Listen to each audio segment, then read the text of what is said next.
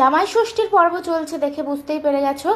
তো এখন মা মিষ্টিটা দেখো এতটাই অসুস্থ, মিষ্টিটা চামচে পর্যন্ত তুলতে পারছে না। তো অরিন্দম একটু হেল্প করে দিল, আর এদিকে আমি ভিডিও করছি। আমার তো কোনো আজকে কোনো কিছুই নেই, আমাদের বৌমা ষষ্ঠী টষ্ঠী হয় না, শুধু জামাইকেই শাশুড়ি ভালোবাসে।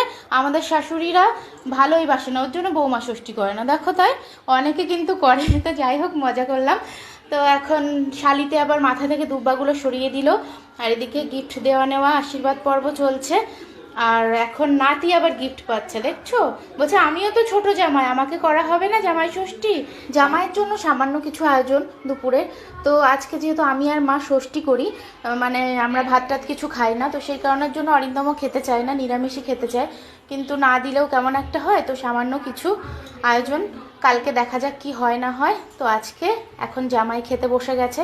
তো কেমন লাগলো জামাই ষষ্ঠীর পর্ব কমেন্ট করে জানিও।